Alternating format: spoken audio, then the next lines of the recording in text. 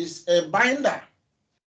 Language binds people, unites people, and makes people of who they are. When you talk about people's culture, when you talk about people's heritage, language is a very, very strong, powerful tool that binds people, that unites people, that makes people who they are. The world was under one language. They spoke one language in the days of Noah, the days of Adam through Noah, down to Nimrod and his people. But the goodness and mercies of Yahweh was trampled upon and trampled down, and men stopped hearing Yahweh, stopped listening to Yahweh, and they listened to another. When you look at the Bible today, we wouldn't have been where we are today if that another had not stepped in to begin to claim authority, claim power, and made himself an idol to be worshipped. Now, when he succeeded in imposing himself against humanity, human beings, as the fallen angel, we're talking about Lucifer here.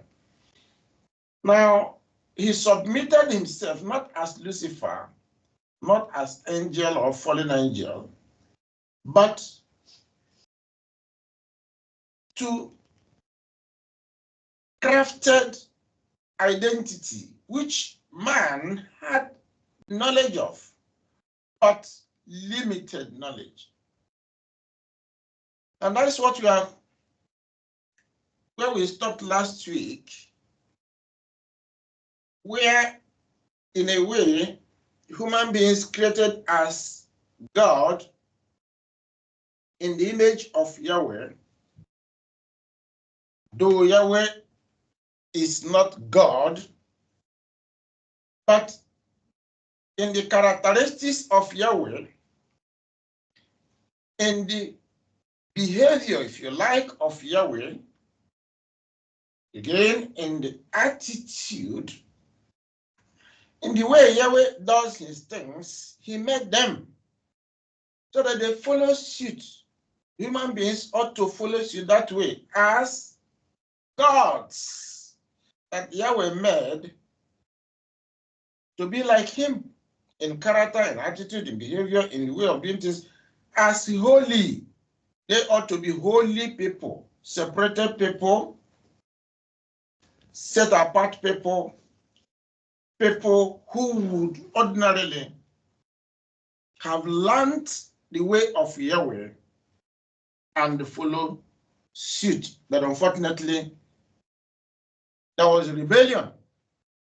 Now, when man listens to the other or to another, Satan that craved to be like God, or to be like Yahweh, he named himself God. He took that title as God and wanted to be like Yahweh.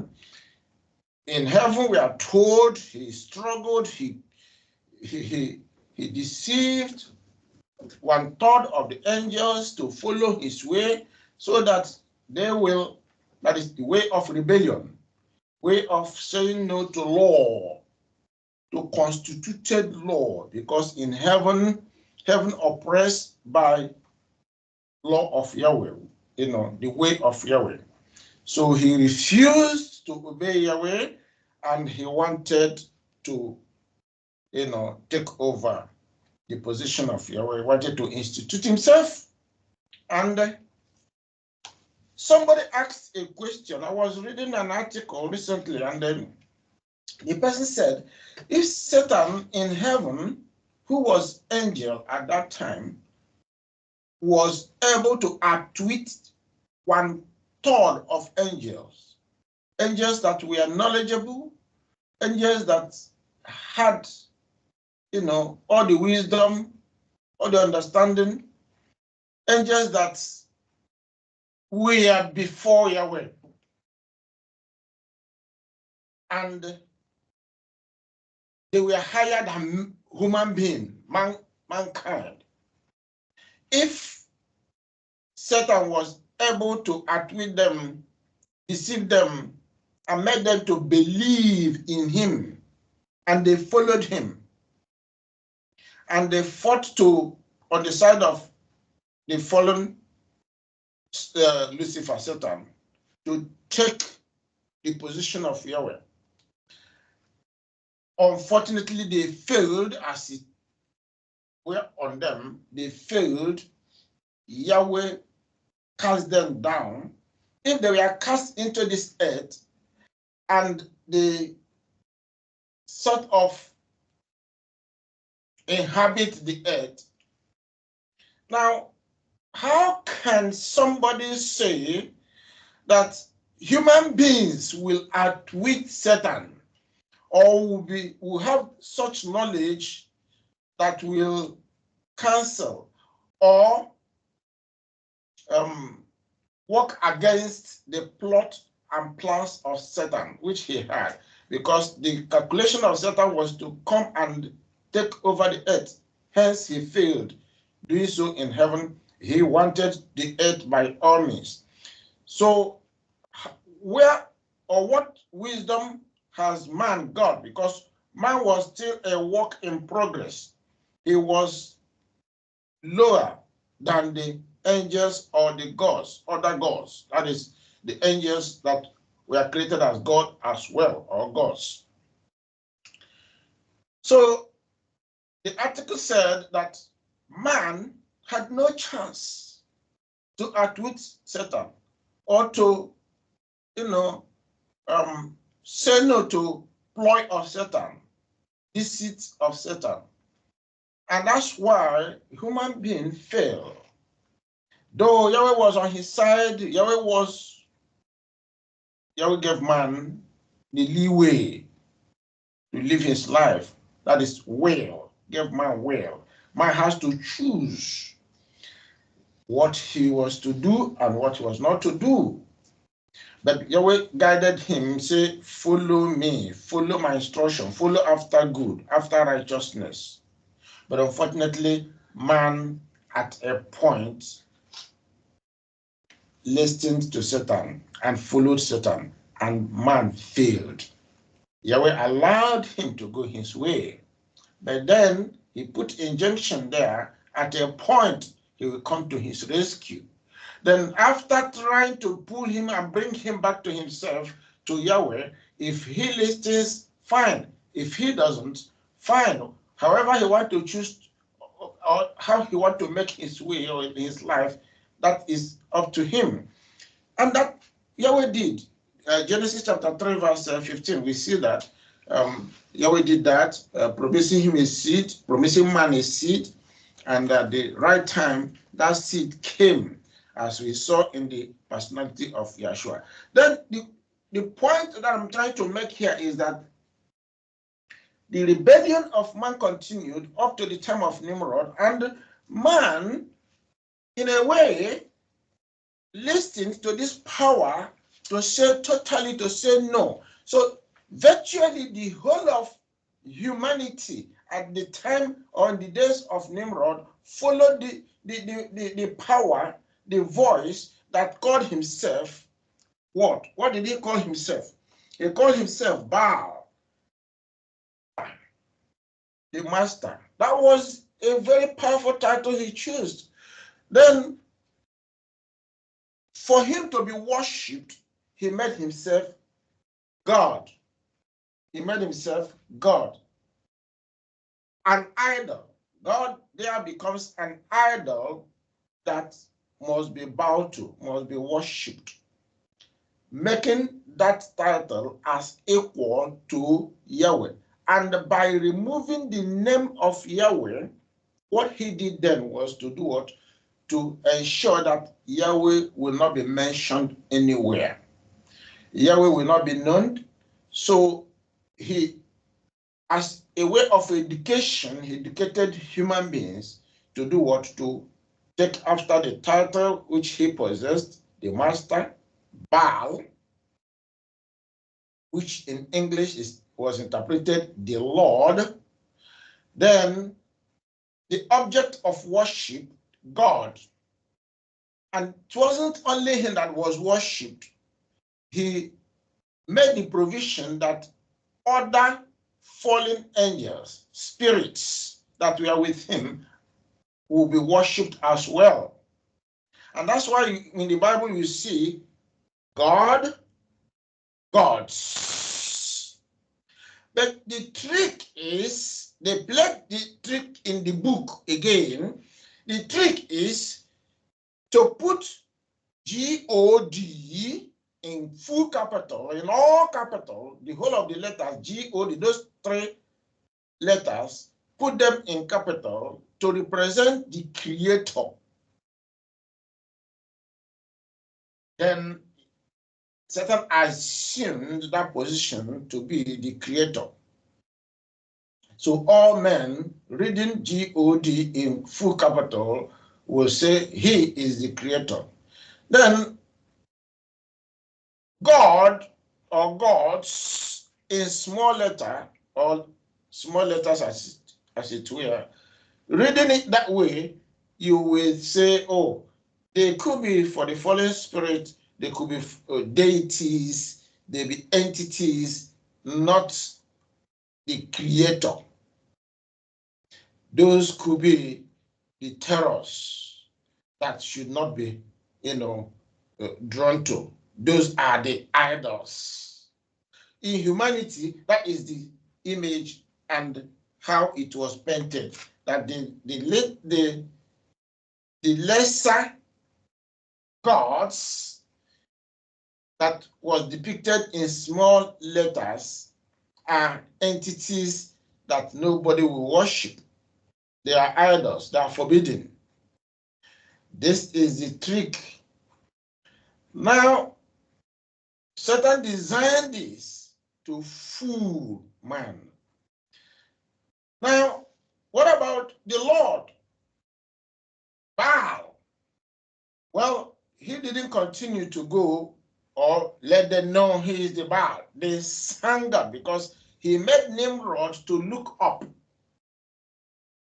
All the firmaments, because all those stars, including moon and all that, they were also classed as gods. They were named in one way or the other and depicted as gods.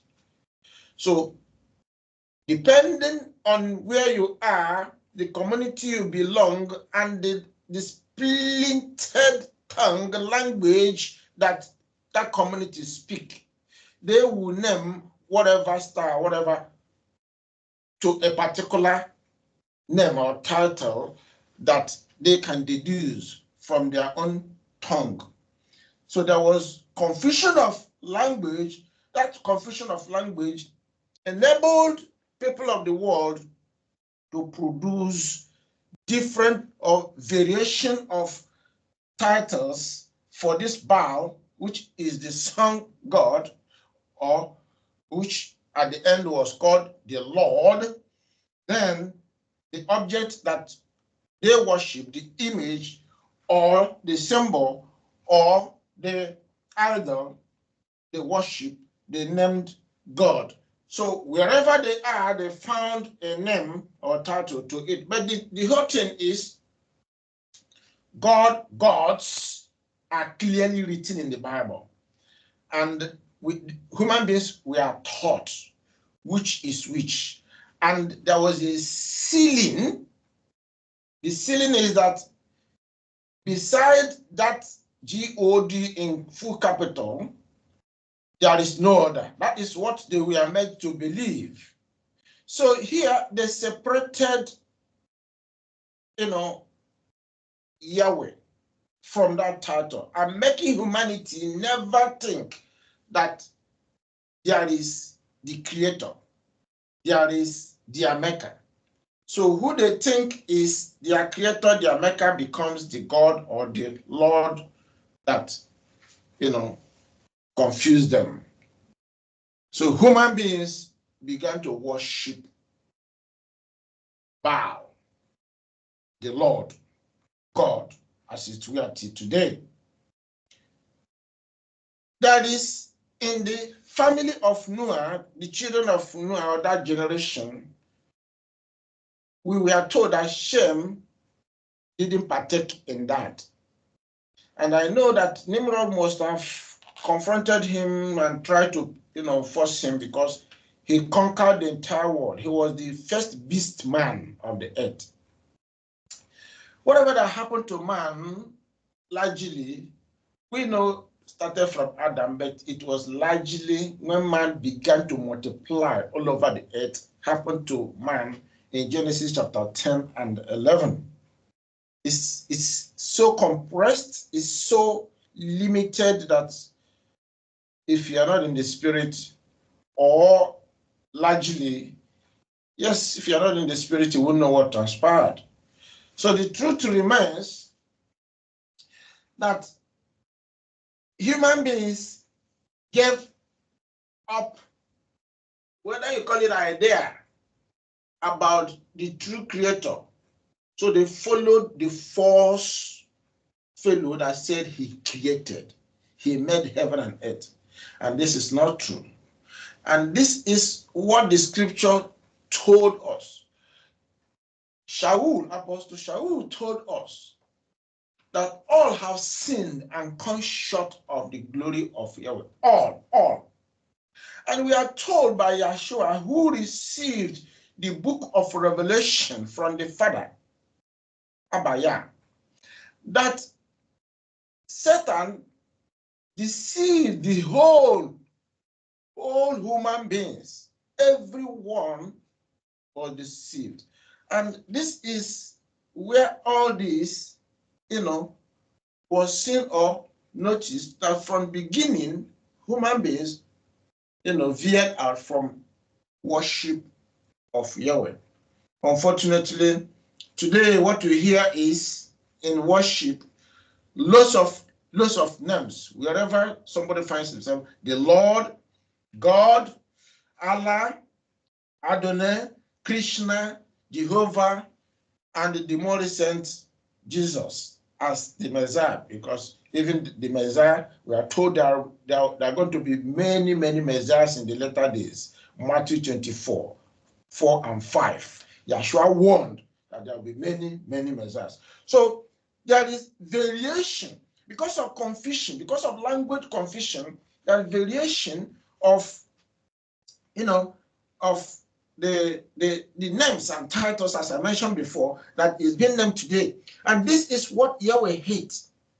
Many people have been wired away simply because they refuse to know the truth, or they are taught or being, shown the truth, but they don't want to heed to it. So they have followed different trajectory, different religious way.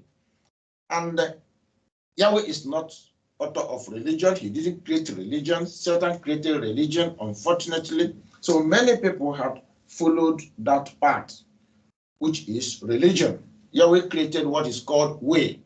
It's like a culture, a norm, the ethos, how people are going to live, the way the people are going to live. So when Yahweh fetched Israel from Egypt, he brought them into the wilderness. For 40 years, he did what? Because of their rebellion, though, he was teaching them, showing them the way, his way, but so he put them in the wilderness. Was it as a way of punishing them? Well, one may think that way, but truly, at the end of the day, he wanted them to know. He wanted them to belong to him. He wanted them to understand the truth and come to knowledge. My people perish for lack of knowledge. So he kept them there that they will learn and take his way, follow his way, understand his way, and live by his way. And he was telling them, when you enter into that land, don't behave, don't do what we are doing in Egypt. What were they doing? They were worshiping God, Baal. different kind of name. Baal god that was that they attached different kind of names or nomenclature according to the language spoken then. Said, do not do or repeat what you did in Egypt. In the land of Canaan, in the land of Amorites, Jebusites, Gigashites, and so on and so forth, the surrounding nations, they have their way, religious way. They follow religious way that, have this identity of God, Lord, Baal, Elohim, Adonai, and all that, Jehovah, created even of recent. They speak all those, they call all those, they name all those, they worship in all those titles. Do not partake in that. Yahweh warned and warned and warned. But at a point, Yahweh told Moses, these people will not worship me in that land. And because of that, I'm going to scatter them all over the world. The reason, though there are other reasons why Yahweh scattered, because they did not keep the agreement, the covenant. Now, because of not keeping the agreement, and the major reason, Yahweh scattered them when he has said, I have had enough, because he did everything when he brought them into the land. He raised judges upon judges upon judges upon judges. The book of Judges was written, to show us those that Yahweh raised to help them. If you begin to read the book of Judges from chapter 2, you will see that because of Israelites leaving Yahweh, leaving the worship of Yahweh, Yahweh sent them into the hands of their enemies. Yahweh brought or called the enemies to invade them, kill them, destroy them, and at times Yahweh will leave them for 10 years, 20 years, 40 years in the hands of their enemies to persecute them, to trouble them. And when they begin to cry and cry again, Yahweh will bring them back to himself and drive away the enemy. This will happen on and on and on. And from when you see one judge is raised, after the death of that judge, they will go back to worship of Baal. See, the whole thing, the whole process, if you like, it's like something that was designed. Israelites were living Yahweh every now and then. They were living Yahweh to the fallen Lucifer, the fallen, angel. Called, at the end of the day, he took that title, Baal, sun god. He made, Noah, to focus on the sun god, as if, because he wouldn't want to come out and show, well, he can't put on flesh like human beings and walk the road and say, oh, he is the Lucifer, or who is the fallen angel, or he is the God. No, he made man to look at something, because human beings will want to see. When they see, they believe. If they don't see, they don't believe. So that son, through that son, Satan was doing miracles and wonders and all that. Human beings believe that sun god something is where the power is, and they worshipped. So Satan put himself in that worship mode called God, the Lord, and the people continued to follow till today. Now, all that put their head into that got derailed. Shame said no to it. Shame continued the way of Yahweh. Now, today, we see all this through the splintered tongues, which is languages. We see it happening everywhere, that people had taken to serve Satan through their own various tongues. But Yahweh says something.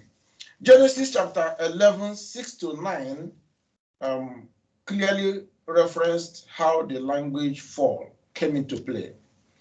And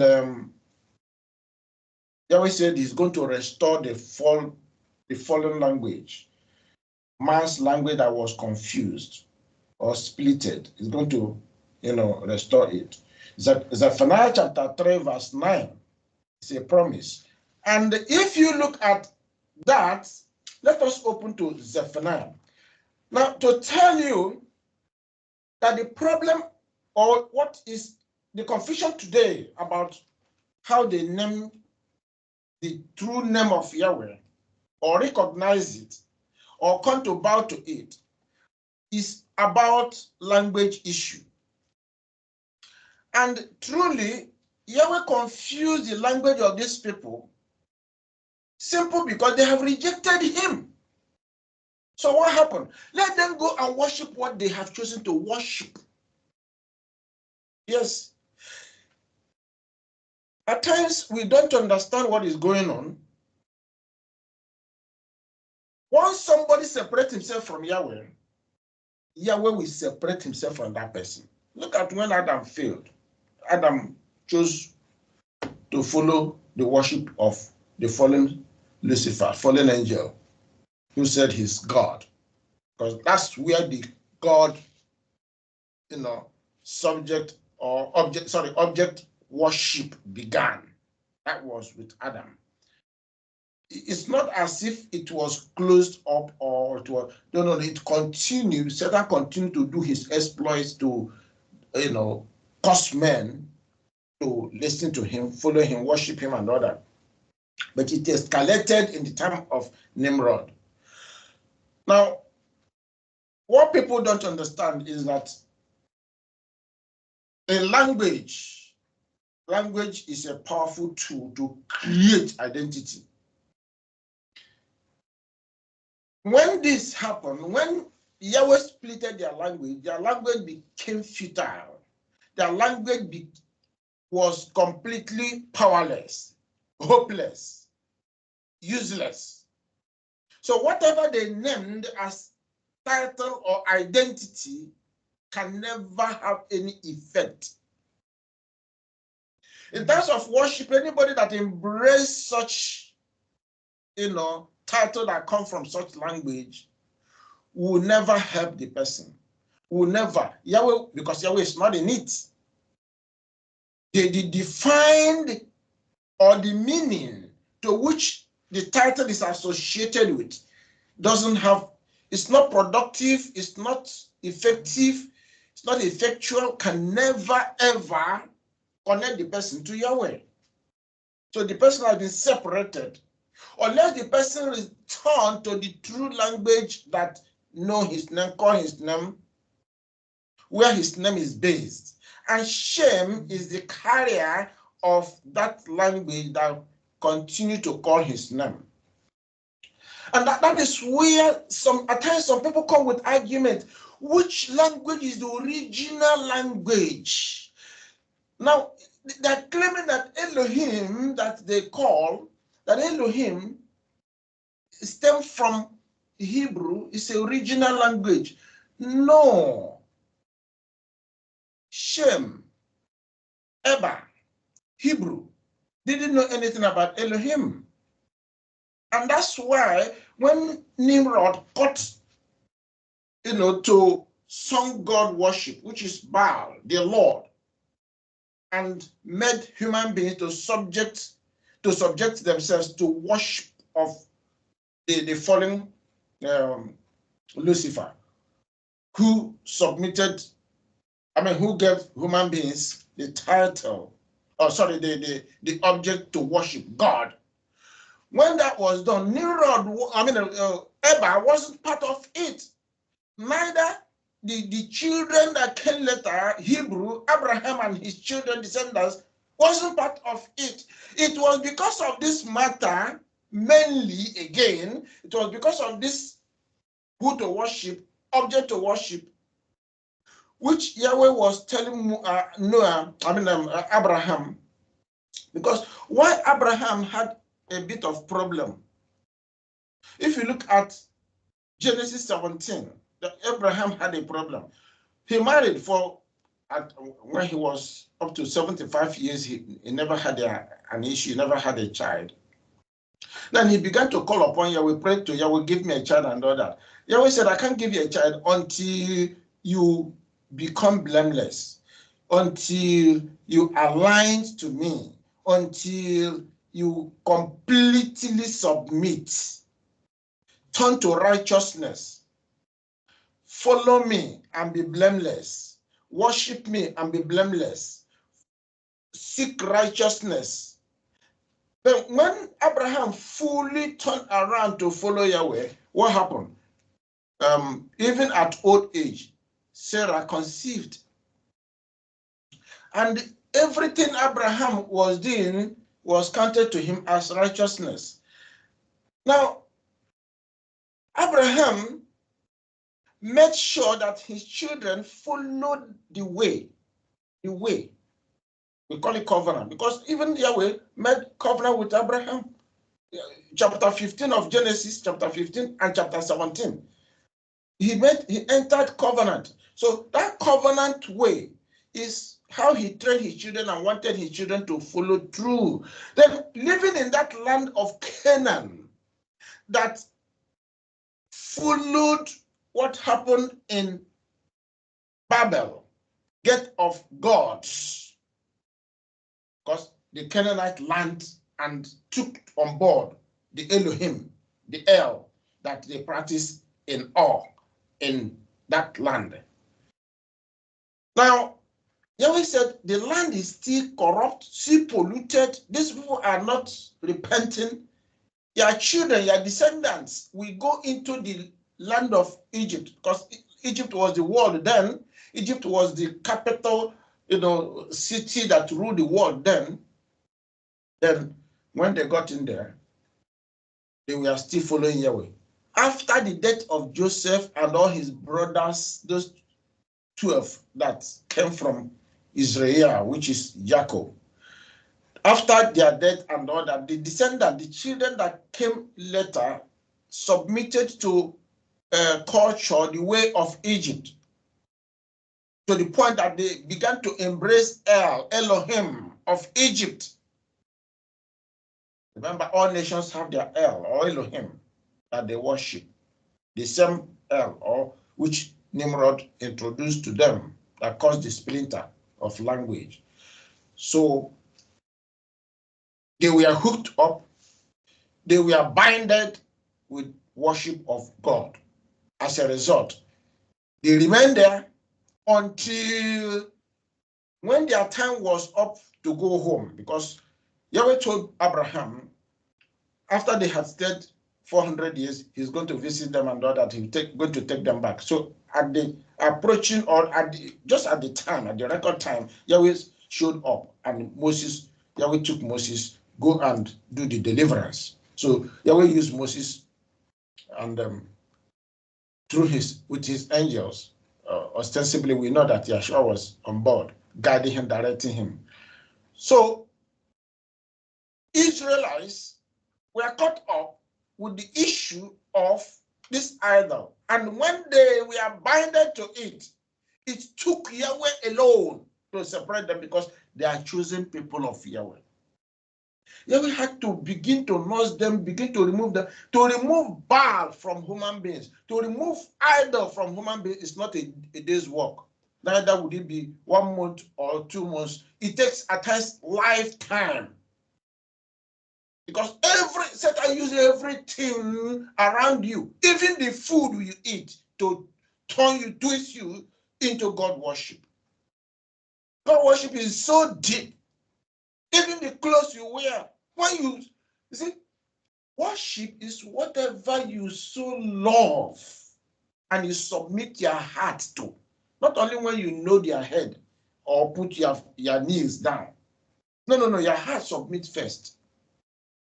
And that's why food eating, even when you love your wife so excessive more than Yahweh, you have made her idol of worship.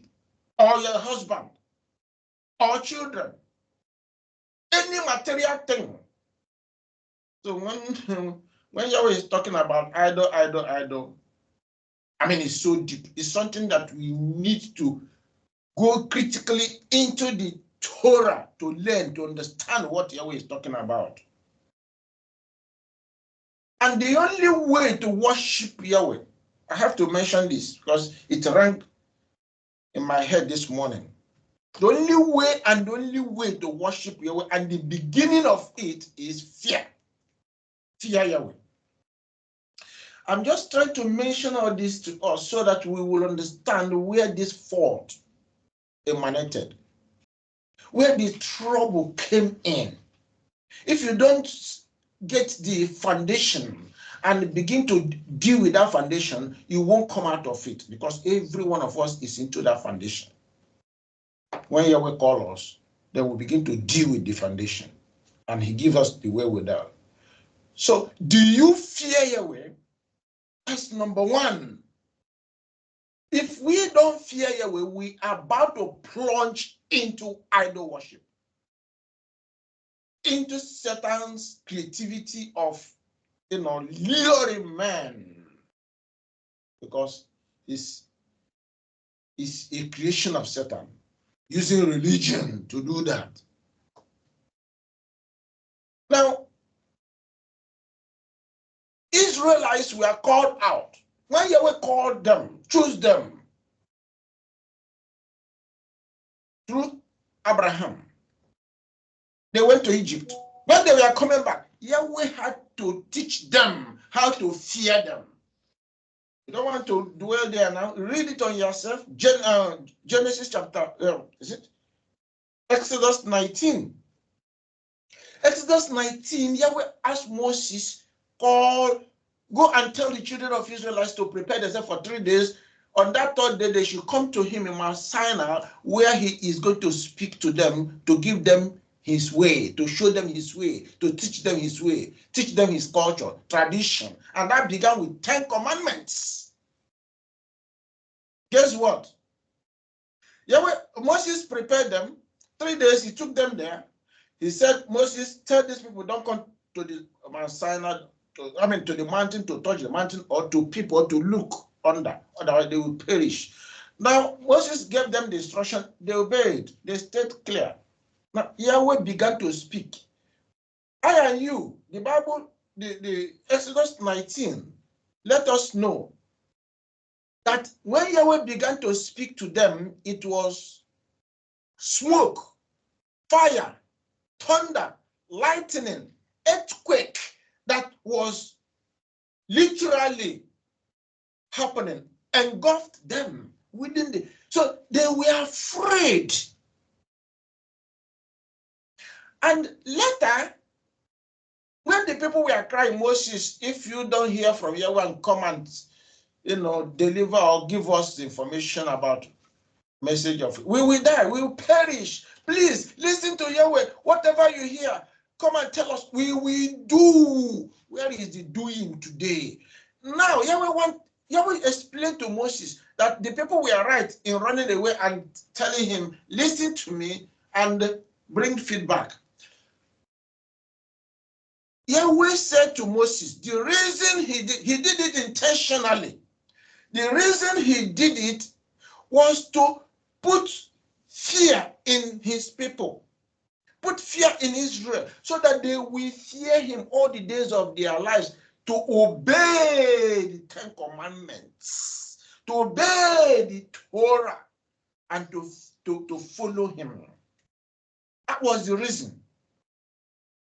Exodus 19, Exodus 20, particularly Exodus 20, if you are reading towards the end of it, where he gave the 10 commandments himself.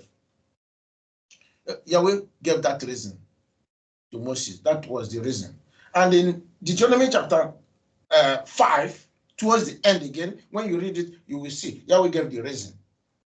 So, how do you worship Yahweh?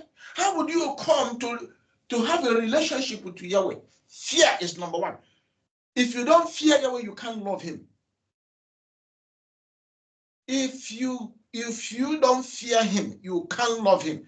If you love him and tell him or tell yourself you fear him, you are pretending, you are lying. That is what holds many of us today, particularly those that are in Christianity, they are tired. They don't fear Yahweh. If you fear Yahweh, the spirit of inquiry, the spirit of finding, the spirit of seeking will be in you, and Yahweh will find you out. It's not that you find Yahweh. Yahweh will find you out. But you have to make that attempt to be honest. When you fear Yahweh, how do you fear Yahweh? His word. And what is that fear? Reverence, attitude, behavior, mentality of doing what? Of following his instruction. People call you at times lunatic because you are so engrossed, you are so tied to the word of Yahweh that you can't do anything without it. The word of man doesn't come first before Yahweh's word. So they call you lunatic. They say you are a movable stone. You are a troublesome fellow. Because the word of Yahweh wants you to make his word priority. If you have his word in you, the rest is set in. Yahweh will live in you. Yahweh will walk in you. Remember, the word of Yahweh is where you find the spirit of Yahweh. You don't find the spirit of Yahweh outside the word of Yahweh. It doesn't match. It doesn't happen. It can't be true that somebody will know Yahweh, will profess Yahweh without his word. And that's why Yeshua said, eat the word, drink the word. How did he say it? He said, except you eat my flesh and drink my blood, you have no life in you. John chapter 6, 53, 54, 55, up to 56. And he showed it to us in the Passover meal we take every year. That is the culmination of everything, that Passover, which showcased that he is the one. And it's done in symbol of bread, a living bread, and the pure grape, the pure red grape, as he put it in the book of Deuteronomy. So when you take that wine and the unleavened bread, you are taking in Yeshua, because that depicts who Yeshua is. And that is the entirety of the word that was made flesh. So when that word is in you, you have the spirit of Yeshua inside you. Now, the truth remains that the splinter we have today is, that is, when you talk about splinter, and I talk about the splinter of the language, which is multiplicity of languages all over the world, out of where now you find what people name or call. Let us look at what Yahweh said concerning this language issue. Zephaniah, let's go to Zephaniah first, chapter 3, I guess. Zephaniah chapter 3. Because Yahweh is still going to do something about it. He knows where the trouble is. He knows, because he walked away. You cannot pretend you serve Yahweh when in truth you embrace another. Now look at verse 9. For then I will restore. Yahweh is coming to restore that language that was broken in Genesis 10 and 11. He's coming back, particularly chapter 11. He's coming back to restore it. As he gathered his children, he's teaching them today to turn to him. Those that now we are coming to Hebrew, they are returning, Israelites. As they are returning to one language. But then, even within the Hebrew, because they have learned, because of language splinter, they are carrying different tongues, different languages into Hebrew, into Israel. Now, as a result, they are still naming him what they learned from their previous language, or the language they are still holding. So he said, don't worry, I'm going to restore them. But the issue is, somebody who does not know and does not want to come to the truth will be swept away. He said it in Ezekiel 20:33 to 40. He said they are rebels. No rebel will be restored. No rebel will be taken back to the land. Also, Hosea chapter 2, witness this. So let's go back to Zephaniah chapter 3:9. Zephaniah chapter 3:9, and that is coming all the way from Genesis 11 verse 7, the splitted language, the confused language. Now, this also you can read in Acts 26 verse 14. Now, I read, "For then I will restore to the peoples a pure language." Peoples here now, that means all the whole languages of the world, people of the world having, he said he's going to, that language that was splitted, that one language that was splitted, is going to return it to one language. That they all may call on the name of Yahweh. Have you seen it? Do you know that the trouble is from how these people departed and followed Nimrod, who at the end of the day worshipped God, Elohim. And as a result, Yahweh separated himself and he has to take away his language. So he put confusion into their language and they disappeared into the world. All of them that went into the world, they are into God worship, into Elohim worship, into the Lord, Baal, sun God worship. Yahweh is not with them. Yahweh is not there. His name, he took away his name. And his name is with Abba, Hebrew. And he's putting them back again. Ezekiel, they are the Ezekiel 37. Littered, the dry bones that are like dead bodies littered in the valleys. He's waking them up today. I and you, we are part and parcel of that. And many more are coming on board. So when he restores them, there will still be confusion amongst them because of this language issue. But there will be those that will be listening to the truth he will be speaking in the midst of Hebrew, Abba Hebrew Israelites. Those that followed his instructions will escape. Those that says no will be wiped out. I've repeated this. It's intentional for us to hear. Now, continue. He said, the purpose is to, when he restored the language, is to also restore his name. You see, the language goes with his name. His name goes with the language, the one language. Now, let's listen to him in Zechariah 14. Zechariah 14. I want to read from verse 9 there. So, and Yahweh shall be king over all the earth. Yahweh shall be king over all the earth. In that day, it shall be Yahweh is one. So, by restoring the language, Yahweh will make everyone that are within his language he restored to speak and call upon one name, one Yahweh.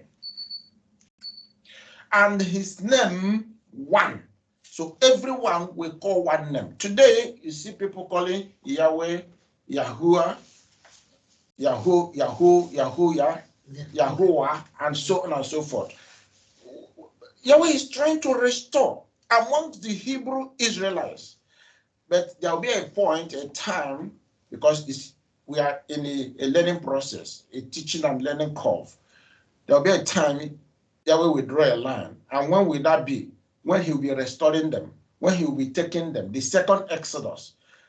Ezekiel and Hosea said when they will be going back in the wilderness, he will encamp them. Isaiah 11 also said that when they will be going back, the second Exodus. Now, he will teach them. Those who are rebellious still will be swept away. He called them rebels. So the remnant that heed to his instruction will be taken over. It happened in the wilderness in the first Exodus. Did they not make half? They said, oh, we learned this thing in Egypt. Let us do it again. And even let it take us back to Egypt. All that is happening today didn't begin today. or what we are confusion. No. Israelites experienced it in the wilderness. Satan met them even in the wilderness. Because he caused them to create the calf, made the calf for them to worship. At the end of the day, he made them to believe that that is the God that they should worship. And Yahweh was with them there. Not that Yahweh went away, or Moses. Moses simply went to bring the 10 Commandments and the Torah. Before he came back, the worst has happened. They created God. Satan is always there trying to front to make sure that even in the midst of Israelites, is he not the one that caused them to be scattered? All the efforts here were made. All the efforts here were made. He caused them to be scattered. So on and on, you can see that Yahweh has promised that this tongue that was confused, splintered, multiplied, that caused their confusion, that made them today to speak or call on different names, simply because they are heady, they are rebellious, and Yahweh walked away from them. So the knowledge of truth, they don't know. They don't know the true name of Yahweh. They wouldn't know, even if they are taught, because they are still holding to, the teaching of Satan, simple because they don't fear Yahweh. Fear of Yahweh is very, very important. So having said that the Messianics today have variations of titles and names and all what that are associated to Yahweh. Those Yahweh doesn't have title except Father. Now, any other title, yes, we can say Yahweh is Shaddai, not El Shaddai. El is God. Yahweh is not God. Gods are created. The other objects that we are made gods. Satan did that, including himself that made himself God, an object of worship. So Yahweh said, be careful. Don't associate him with God or Lord. Don't. Now, if you would not call him Lord God and all that, you will call him Yahweh. Yes, that is what and Yahweh will embrace you. And that's what Yahweh is returning to do with his people, to restore his name. And I hope we are going to be part of it already. I and you, we are part of it as we are learning. All we need to do is to be consistent and to fear Yahweh. What does fear of Yahweh brings? Fear of Yahweh now brings, apart from his name, because name is number one. When you fear Yahweh, now Yahweh will teach you his love. And from where? From his word again.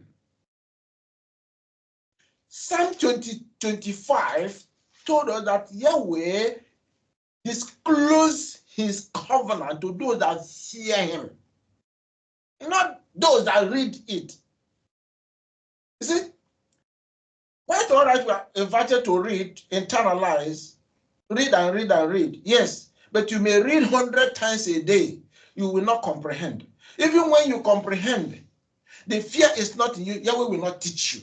And if Yahweh is not teaching you, his spirit is not engaging you and making sure that it stays, how will you know the truth? You can't know the truth when Yahweh is not teaching you.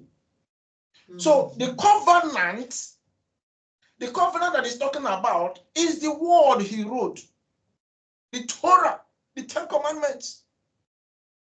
That is where we are covenanted with him. That we will obey whatever he says, we will obey. That is what our fathers agreed. So it's only Yahweh, when we fear him, now reveal all those content, the words that is in that covenant book. He reveals it into us, and we now do what? The spirit of love flow in us to keep us with him. That is how it goes. So fear Yahweh, now love will enter. When we now love Yahweh, every now and then we will do whatever he commands. Do. When Yeshua came, he preached doing the word, obeying Yahweh more than any other thing. Because that was what Israelites were not doing. They will hear they will go to temple, they will do all manner of things and worship, bring all their sacrifice, bring all their offerings, which were okay, but then by the time they walk out from the temple, they are doing a different thing. The fear is not there, and the love can never set in. So they were lacking in all those. So we have to fear Yahweh, we have to love Yahweh, we have to be doers of his word. That's what we are called to continue to do until Yeshua will come and repossess the earth. Now let's move on. Now we are looking at Nimrod and his team, how they discontinued the building of the Tower of Babel. Now, after the tongue matter, Yahweh confused the tongue that they were speaking, the one language. They were dispersed, scattered into the world, and they stopped building the Tower of Babel, which is called, in a way, the gate of gods. And that was a city that was found in Babylon. So they discontinued. Now, you can see that today, because everything that scripture is telling us about the past, about the history of the fathers of old, you can see that what happened then is metamorphosing, or today has built up itself and repositioning itself for us to engage in what our fathers of old did or were doing. Now, the Tower of Babel has been rebuilt. I mentioned it some time ago. And we can find that in United Nations, the whole world, belong to it. No nation, no country of the world, no leader of the world, will say they're exempted from that. All, whether the city, the nation, the people call Israel today, though they are 1948 created Israel, biblically, we can't find what they are doing, their character, their doings in the scriptures we read. And that's one of the way we know that they are not the called. Yeshua also identified them and said they are synagogue of Satan. Because if you look at Revelation chapter 2 verse 9 and Revelation chapter 3 verse 9, Yeshua was explicitly clear about who they are, that they are not on the side of Yahweh, they're on the side of God. Nations, the world, kingdoms and nations of today. Now, if you go to Daniel chapter 2, you see the image that was calibrated, the head, the thigh, the belly, and the head, the shoulder, then down to the thigh. You find the legs, the two legs, and all that. The word is within the two legs. Even more so, the toes, I would say, within the toes, and the 10 toes are being set. And now we can see the word within the periphery of setting itself. The 10 toes are finding themselves. Something is happening. Some time ago, a year or two ago, you heard about resetting the word and all that. That language it's not ordinary, it just didn't come just like that. No, it's biblical. So the 10 toes has to find their feet. They have to find themselves and have to align them before the beast will emerge. So something is clearly happening and happening very, very fast. Now, in that Daniel chapter 2, before even then, we read about Egypt, the world power, where Israelites went and Yahweh brought them out. Then when now they entered into that land of Canaan, conquered some parts of it, because they didn't conquer entire land because of worship of God or Baal or whatever, and saying no to the covenant that Yahweh made with them, having failed, then Assyria took them. When any child of Yahweh failed to worship Yahweh, Yahweh will depart. Yahweh is always, he has nothing to do with sin. So if you're a human being or his child that loves sin, Yahweh will walk out from you. So when you pray, miracles and signs and wonders is happening.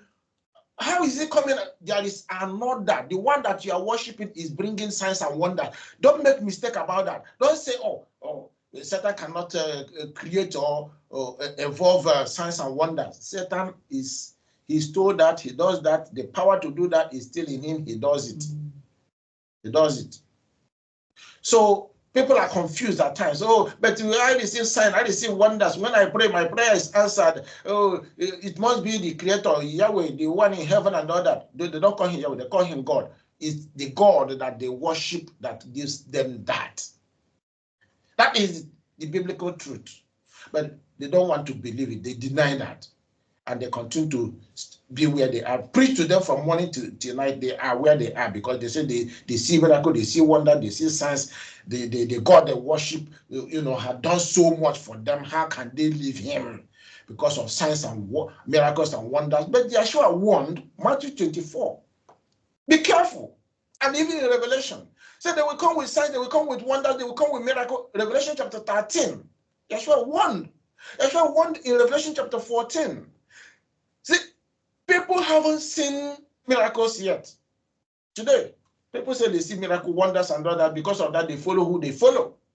They haven't seen anything yet. In these last days and latter days, the beast will come with the false prophet. They are going to work wonders. Bible said that they will even beat fire from heaven to fall.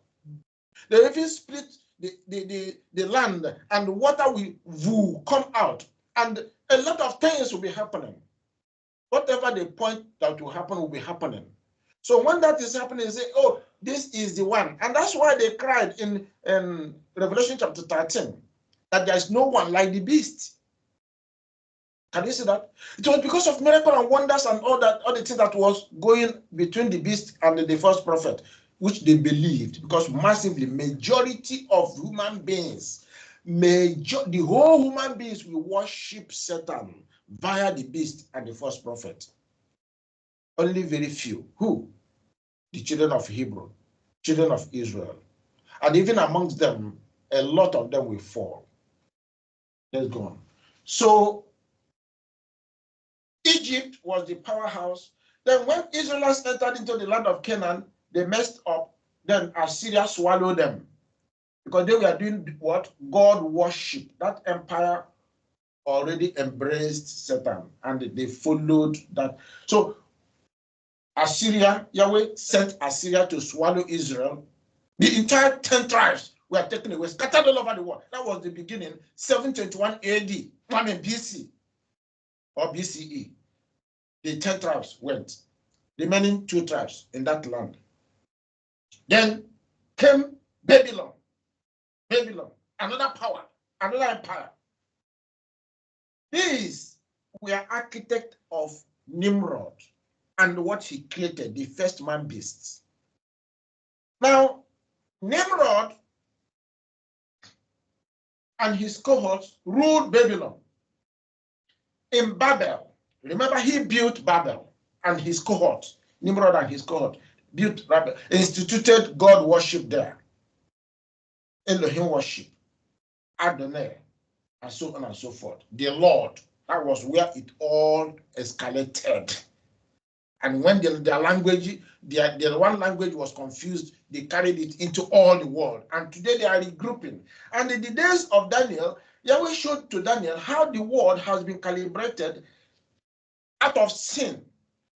Egypt, Assyria, Babylon. Now, Medes and Persia, today something is happening.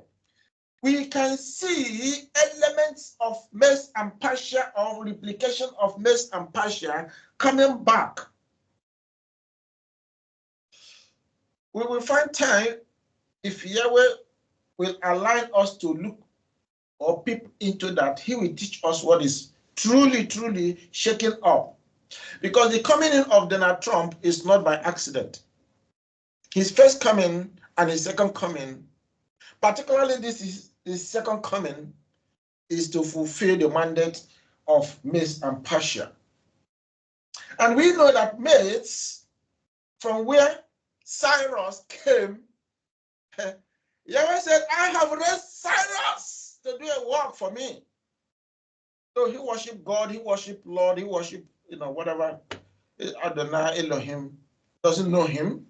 But Yahweh said, I knew him, I gave him his. In fact, Daniel told Cyrus about who Yahweh is and how he was born because of working for Yahweh. So at this time, one like Donald Trump is on board. Somebody will say, okay, let us trace history and all that. Is from Roman Empire, old Roman Empire, tracing that within the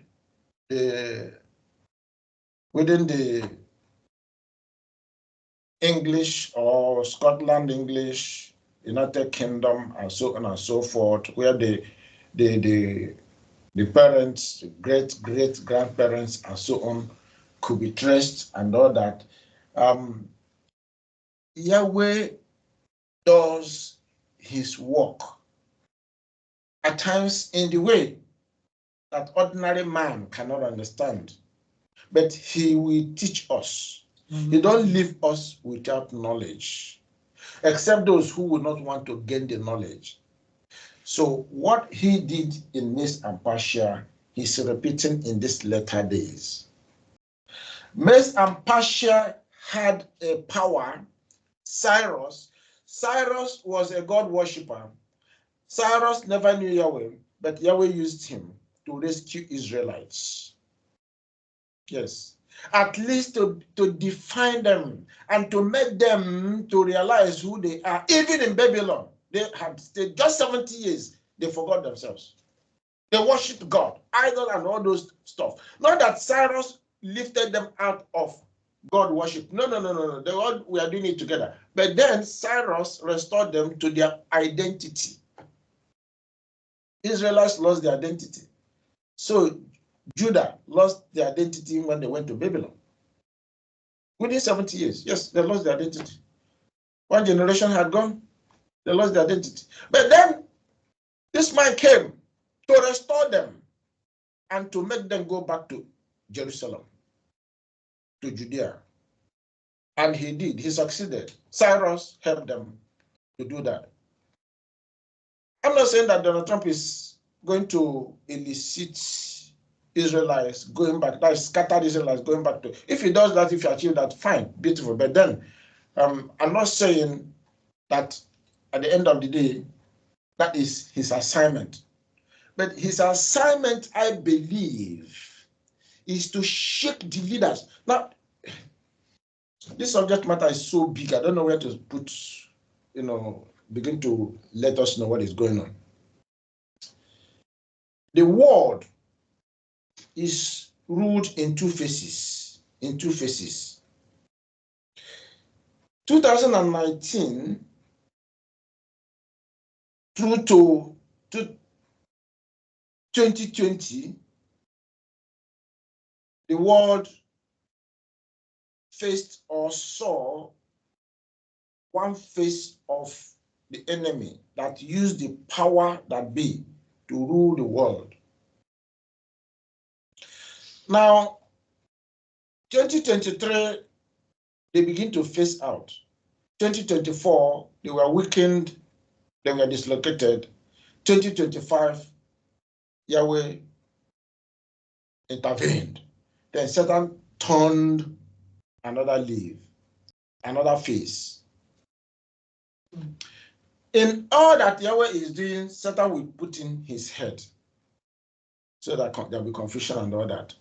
Now, in what Satan is doing, Yahweh will find his way in order to save his people, in order to make sure that his people are not swept away. So Satan cannot do it with either, if you like, call it phase A or phase 1.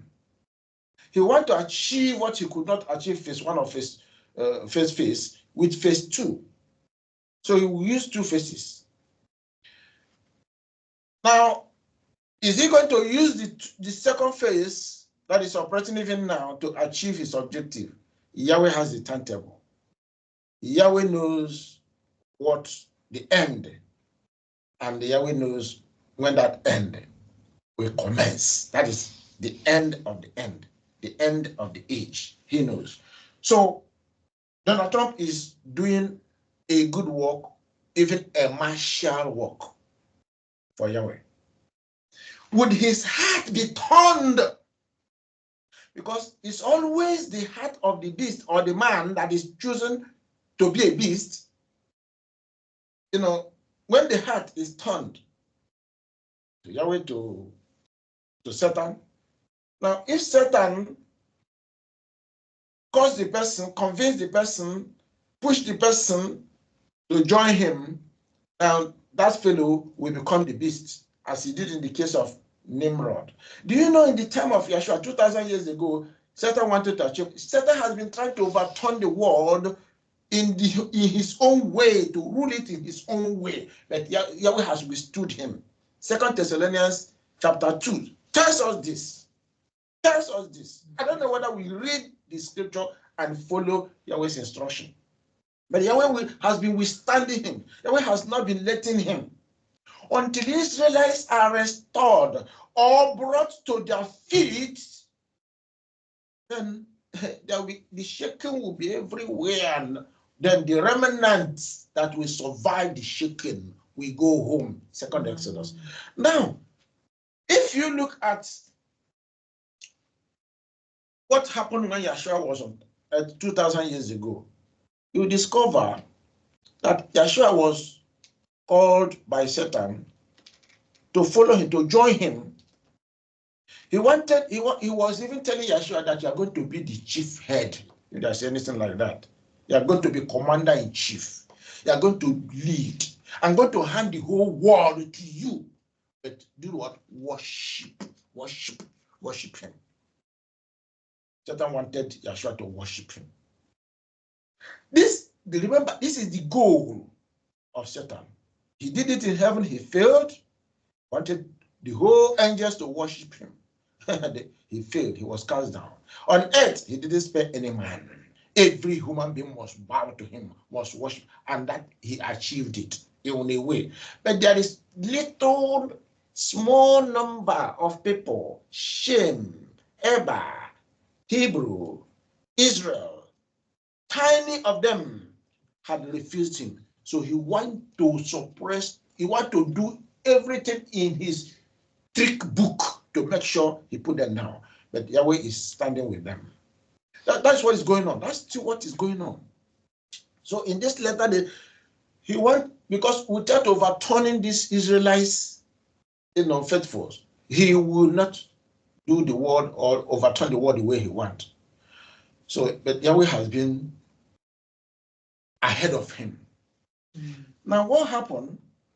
Joshua was called in to worship Satan so that he give him all the glory, all the wealth, all the power, all that is found in this world, for him to have control over. Yeshua said, nah, go to Torah. He read Deuteronomy to him. He read Psalms where David was saying, only Yahweh, worship Yahweh. Look at Psalm 119.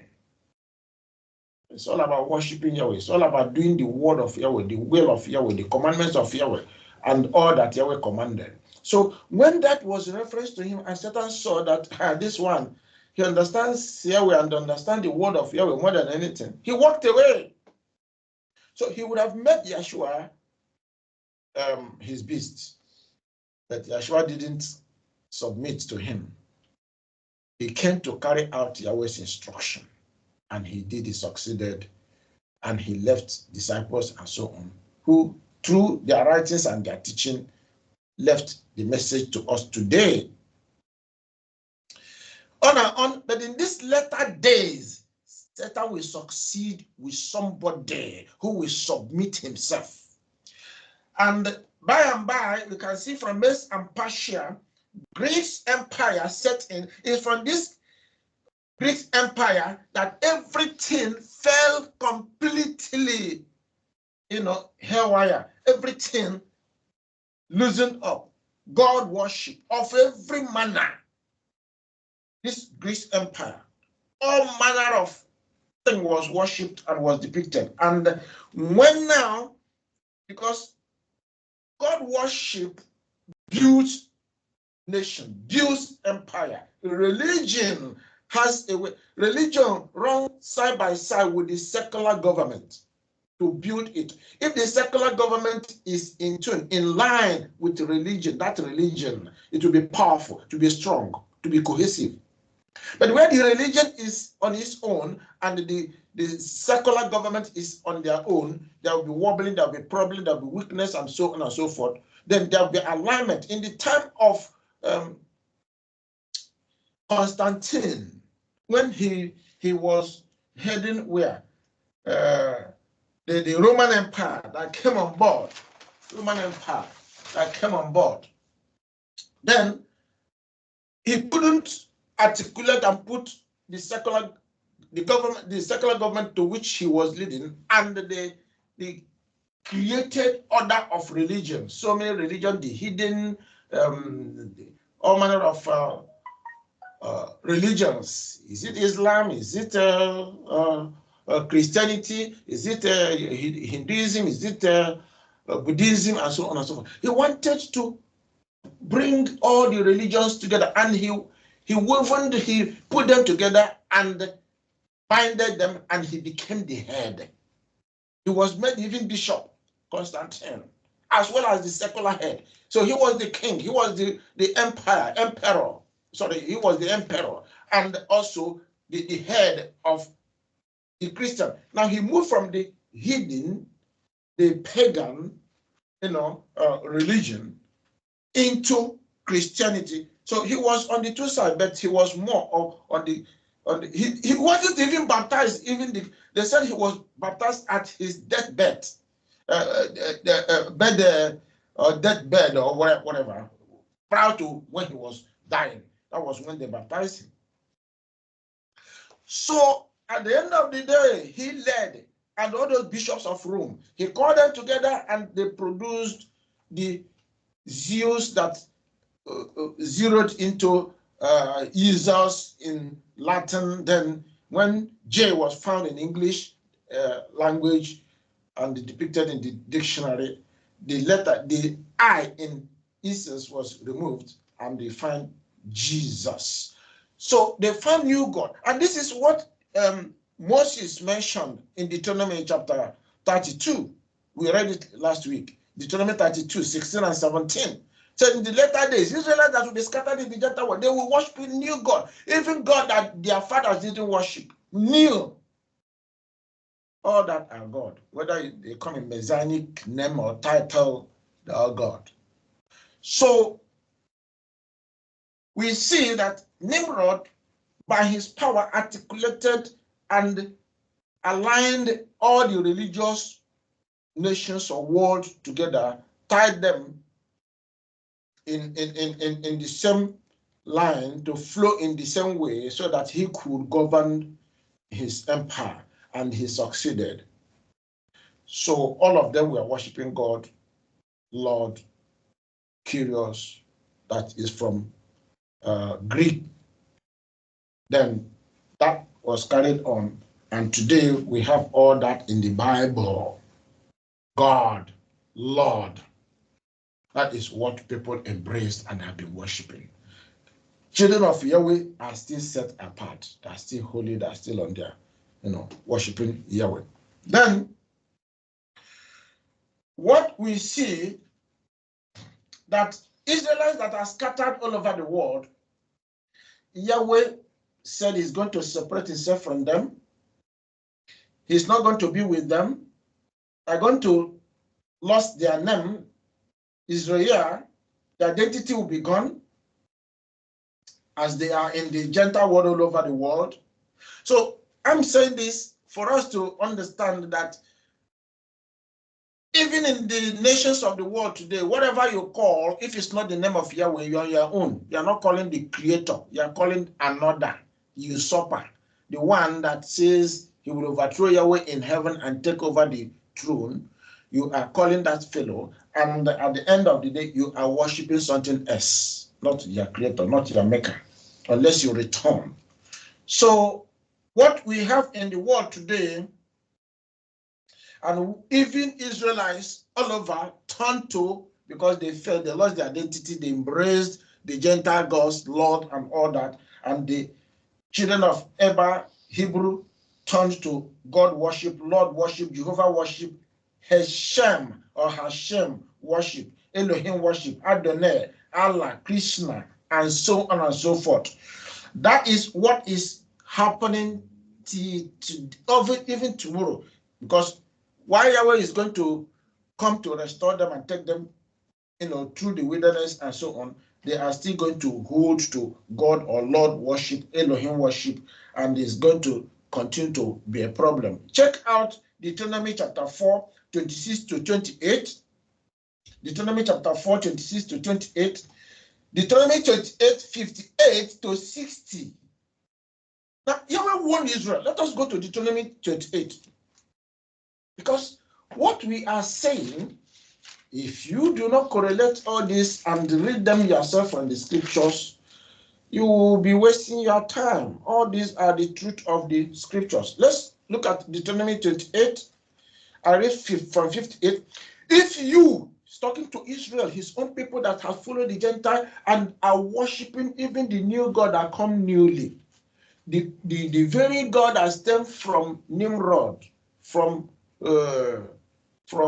Genesis 10 up to 11. The Israel are still holding to, because as they were deceived, they were tied to the Gentile gods. That's where they are. If you do not carefully observe all the words of this law, Torah, that are written in this book, that you may fear. Are you hearing that? If you don't fear, you will forget it. That you may fear this glorious and awesome name, Yahweh, your Father. He gave his name and he gave his title, Father, Yahweh, Father. That you may fear Yahweh. That is what he gave to us. That's all. That's all. Now, he continued. Then Yahweh will bring upon you and your descendants extraordinary plagues. Yes, what Egyptians experienced in the days of Pharaoh, Israelites are going to experience it in the lands of the Gentiles where they are scattered, as Yahweh will come to pull them out back to himself. Israelites themselves, he's going to deal with them. There's no missing words about it. Yahweh is not hiding his mouth saying this. Then he punished the Gentile Egypt. Israelites were saved in the land of Goshen. He protected them and he pulled them out and took them home. Put them in the wilderness and took them home. In these latter days, Israelites are going to have it raw. Why? Torah. They did not pay attention to his name he left since then. Since when? Since the world was created. Till today, when he chose to call them, told Abraham, you are my own, your children, your descendants. Put a mark on you, which is circumcision. Let that mark be a something that signposts its identity of who you are. If you don't have it, you don't belong. You are not Israelite. Even today, they contest that. Now they're in the Gentile world because their rebellion is so terrible that they don't want to heed to Yahweh. So at the end of the day, they said, look, in these later days, you are going to suffer. The kind of plagues in Egypt is going to be a child's play. Yes, Yahweh is going to seek his people. And when will it be happening? Great tribulation. He pour out the plagues. And the wrath of Yahweh, he will use that, though the wrath of Yahweh is meant for the Gentiles, who they are living in their lands, who held them captives as well, enslaved them, tortured them, killed them. Yahweh is going to use his wrath and plague to visit them. But Israelites, great tribulation, because that is what the beast is going to use, the tool to do what? To put Israelites, to want to catch them up. That all that submit to him take his mark, worship him. That mark is all about worship, brethren. Those are going to escape from his hand, but those who will say no, he want to kill them. But Yahweh said, don't worry, he's going to protect you. In as much as you have embraced him, you have taken to his name, and you now submit, you fear him, you worship him, you submit to him, he's going to protect you. On this, Yahweh made this promise all over the Bible or the covenant book. Yahweh made this promise. So he said, you do not fear Yahweh. Diseases, extraordinary plagues, great and prolonged plagues, and serious and prolonged sicknesses is going to hit Israelites. 60 says, moreover, he will bring back on you all the diseases of Egypt, of which you were afraid, and they shall cling to you. Also, every sickness and every plague, which is not written in this book of the law, Torah, will Yahweh bring upon you until you are destroyed. You shall be left few in number, whereas you were as the stars of heaven in multitude, because you would not obey the voice of Yahweh, your Father. Today, Israelites are like multiplied stars. They are numerous. They are in their multitude. In the Gentile world they live today. Israelites are many. That's what Yahweh is saying. Now by the time he will visit them with great tribulation, with the plagues as it were in Egypt, by the time he will hit them, then that multitude will be reduced to few. Only few will be taken back home. Let's continue. So read that Deuteronomy chapter 4, 26 to 28. Read 28, Deuteronomy 28, 58 to 60. Then Malachi 2, 1 to 2. Yahweh is a curse there. All those who worship God and Lord today, they're under a curse. I mean, argue it from morning to night. Argue it and contest with the word of Yahweh. Yahweh has spoken through Malachi. And look at what we read here in Deuteronomy. Yahweh said, that is the curse. This curse began in Deuteronomy 28. Is it 27? Yes. Yahweh made a pronouncement. Anybody who will not told to follow what is inscribed in Torah is under a curse. That person is under a curse. And Deuteronomy 27, verse 25, particularly 26, says, cursed is the one who does not confirm all the words of this Torah, this law. And all the people shall say, Amen. It's written, signed, and sealed that I and you, we are under obedience. We should obey Yahweh's word, Yahweh's commandment, Yahweh's Torah. We should carry it out, do what is in it. But if we refuse, the curse that is placed against the disobedience will come upon the person. So anybody who is outside the call, the worship of Yahweh, is under a curse. Just to mention that for us, because that we know. Then we go on. 2 Kings chapter 17 to 19. Read it yourself. The controversy in that 2 Kings chapter is all about God worship. 18 in particular, 18 verses 18, 21 to 22. Remember the context. Elijah had run away because they wanted to kill him, Jezebel and Ahab. What was the cause? The people took to idol worship and so on and so forth. They rebelled. Israel themselves, Elohim worship. So they will put this man away for some time, and there was drought and everything. Last, when the time was complete, he said, go back to the land, meet with Ahab, and tell him, what are you doing? Why are you destroying Israel?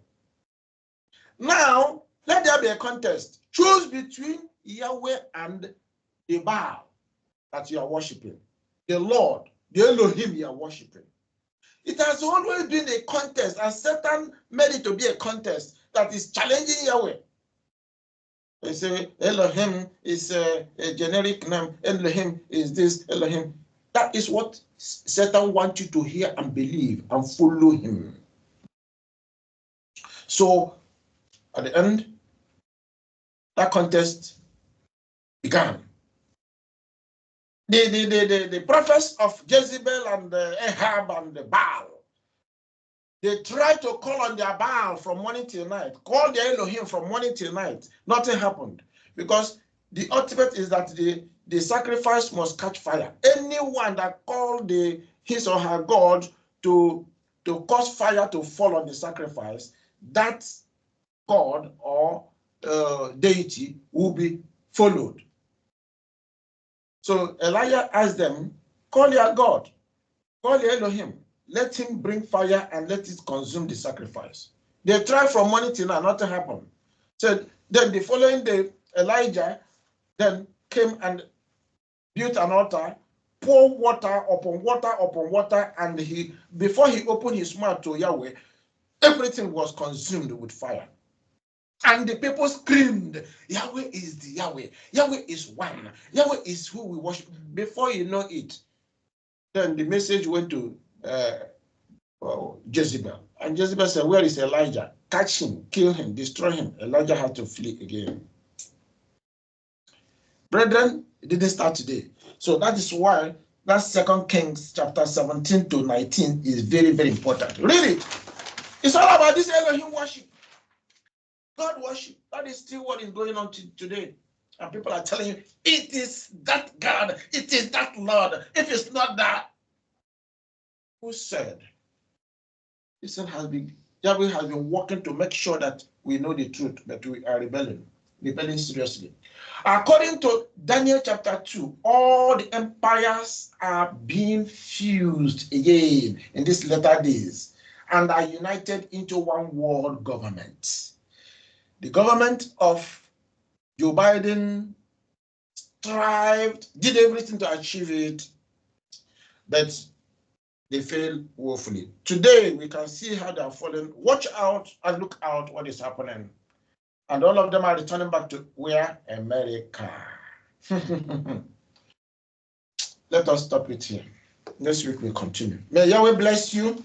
May Yahweh continue to strengthen you. May Yahweh continue to help you to understand.